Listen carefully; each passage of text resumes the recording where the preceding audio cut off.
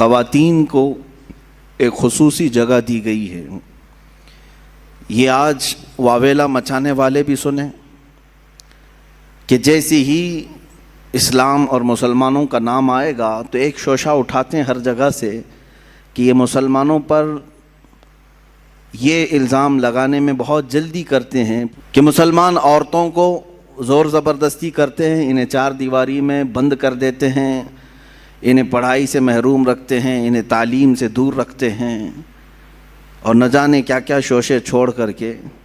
یہی تو باتیں ہیں جو عورتوں کو ابھارنے کے لیے اور انہیں بیوقوف بنانے کے لیے پیش کی جاتی ہیں. میں خواتین سے کہتا ہوں کہ تم ان کی باتیں سننے کی بجائے اپنی تاریخ کیوں نہیں پڑھ لیتی ہیں کہ کیا یہ جو آج بول رہے ہیں حقیقت میں ایسا ہی ہے؟ اگر ایسا حقیقت میں ہوتا تو کئی ہزار حدیثیں ماں عائشہ صدیقہ روایت نہیں کر رہی ہوتی. حدیث کی کتابوں میں ان کی روایت نہیں لی جاتی کہ علم اور یہ تعلیم سے ان کا کیا تعلق عورت کا.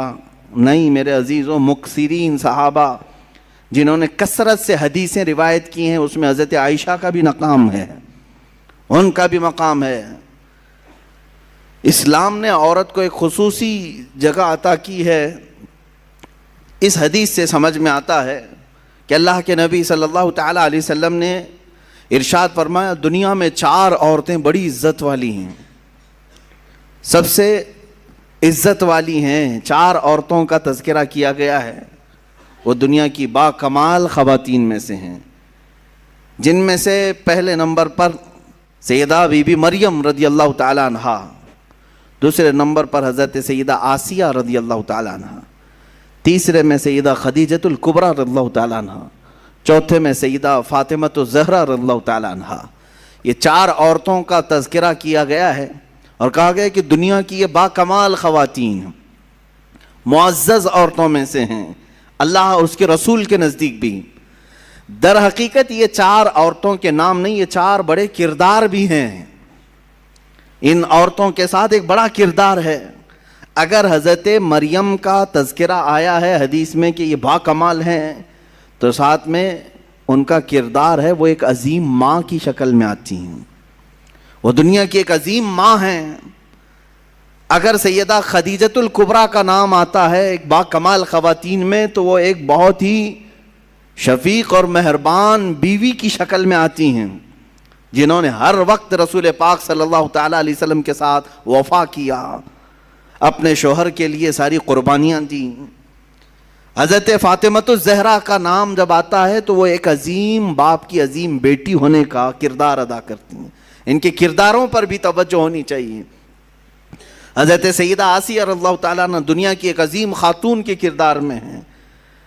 ان عورتوں کے کردار کو جب ہماری بچیاں پڑھیں گی تو یہ مغربی پروپیگنڈے سے نہیں بہکاوے میں آئیں گی، گمراہ نہیں ہوں گی.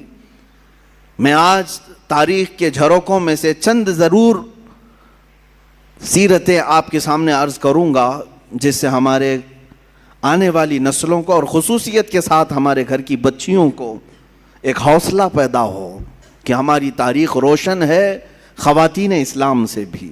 جہاں ہم مردوں کے بڑے بڑے کارنامے ذکر کرتے ہیں، الحمدللہ اسلام میں خواتین کے بھی بڑے کارنامے ہیں جنہوں نے اسلام میں بہت بڑا حصہ لیا ہے. اسی لیے قرآن عظیم میں ایک آیت ایسی آئی ہے جس میں دونوں کا تذکرہ آیا ہے، مرد کا عورت کا، مرد کا عورت کا، ساتھ ساتھ میں اللہ فرماتا ہے بے شک مسلمان مرد اور مسلمان عورتیں ہیں. بے شک ایمان والے مرد، اسلام اور ایمان کو الگ بیان کیا گیا ہے، مومن مرد اور مومنہ عورتیں ہیں. بے شک عبادت کرنے والا مرد، عبادت کرنے والی عورت. بے شک سچ بولنے والا مرد، سچ بولنے والی عورت. بے شک اللہ سے خوف کرنے والا مرد، اللہ سے خوف رکھنے والی عورت. اور اللہ تعالیٰ نے فرمایا اور جو تصدیق کرنے والا مرد اور تصدیق کرنے والی عورت، روزہ رکھنے والا مرد، روزہ رکھنے والی عورت، اپنی شرمگاہ کی حفاظت کرنے والا مرد، اپنے شرمگاہ کی حفاظت کرنے والی عورت، اللہ کا کثرت سے ذکر کرنے والا مرد، اللہ کا کثرت سے ذکر کرنے والی عورت. 10 قسم کی صفات بیان کر کے رب تعالیٰ فرماتا ہے اعد اللہ لہم مغفرۃ واجرا عظیما، یہی لوگ ہیں جن کے لیے اللہ نے بڑا اجر عظیم تیار رکھا ہے، یہی وہ لوگ ہیں۔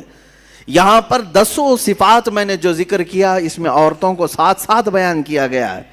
اگر تم مسلمان ہو تو عورتیں بھی مسلمان ہیں، اگر تم مومن ہو تو عورتیں بھی مومن ہیں، اگر تم صادق ہو تو عورتیں بھی صادقہ ہیں، اگر تم صائم ہو روزے دار ہو تو وہ بھی صائمہ ہیں، روزے دار خواتین بھی ہیں، اگر تم اللہ کا ذکر کرتے ہو تو اللہ کا ذکر کرنے والی عورتیں بھی ہیں۔ میرے عزیزو، اسلام کو عظیم نونہال جو ملے ہیں، یقیناً کسی نہ کسی عورت کے گود میں پلے تو ضرور ہوں گے، ان کی ماؤں کا کردار ان کی تربیت میں ضرور ہے۔ ہم نے تاریخ کے بڑے بڑے بطل جلیل اور اولیاء کاملین مجاہدین کی زندگیوں کو دیکھا ہے، جنہوں نے اپنے بچوں کی پرورش کیسے کی ہے۔ سیدنا غوث اعظم عبد القادر جیلانی رضی اللہ تعالیٰ عنہ، ماں کی تربیت ہمیں صاف نظر آتی ہے۔ سیدنا غریب نواز خواجہ معین الدین حسن چشتی رضی اللہ تعالیٰ عنہ، ماں کی تربیت وہاں پہ بھی نظر آتی ہے۔ بایزید بستامی، ان کے بھی ماں کی تربیت نظر آتی ہے۔ امام شافعی رحمۃ اللہ تعالیٰ علیہ، ماں کی تربیت وہاں بھی نظر آتی ہے۔ عزیزان گرامی، ان نونہالوں کو جو اسلام کے لیے عظیم تحفے کی شکل میں دیا، لاکھوں سلام ان ماؤں کی گودوں پر جنہوں نے ایسے سنے